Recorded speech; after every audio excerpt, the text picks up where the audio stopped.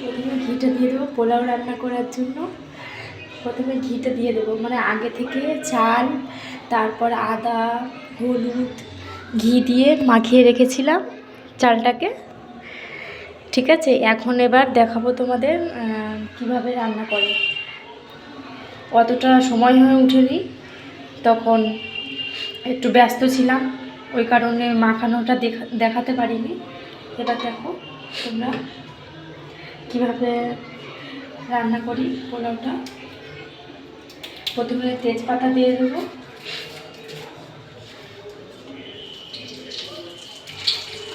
নিজে তেজপাতা দিয়ে দেবো ঘি দেওয়ার পর।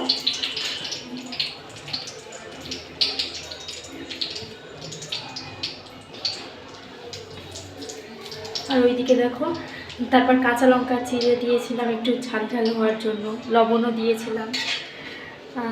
এই যে তেজপাতাটা একটু ভাজা হয়ে আসলে একটু গোটা গরম মশলা দিয়ে দেবো।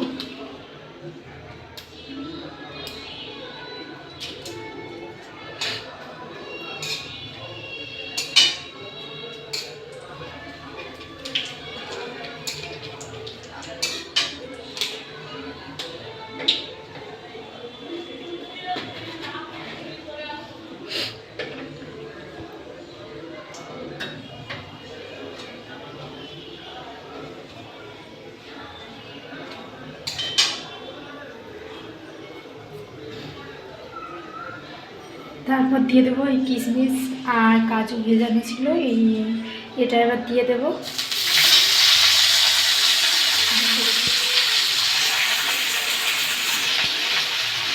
কিশমিশটা আর কাজুটা একটু ভাজা হয়ে এসছে, সেন্ট বের হচ্ছে। এবার চালটা দিয়ে দেবো।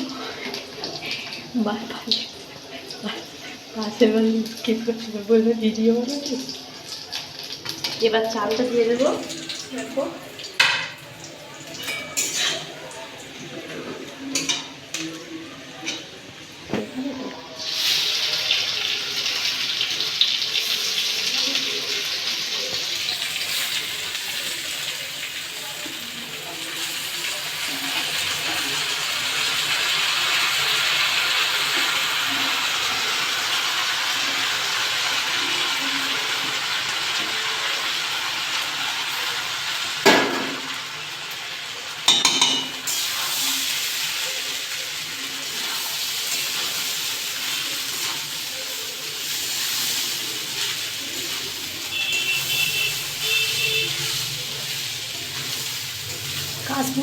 কিশমিশটা একটু বেশি ভাজা হয়ে গেছে, ভিডিও করতে করতে তো এত কিছু করা যায় না। এটা একটু ভাজা মানে হালকা ভাজা ভাজা হয়ে আসবে, তখন জল ঢেলে দেবো।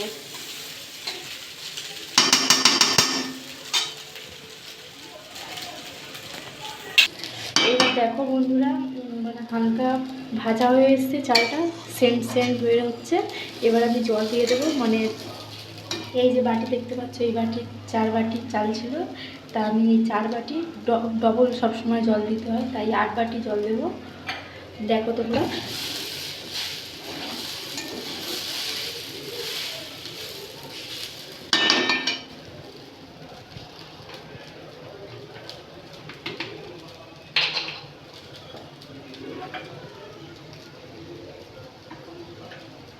এই 1 বাটি দিলাম।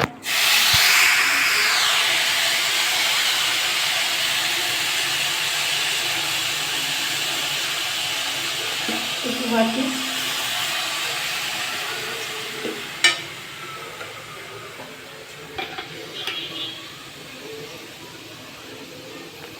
3 বাটি, 4 বাটি,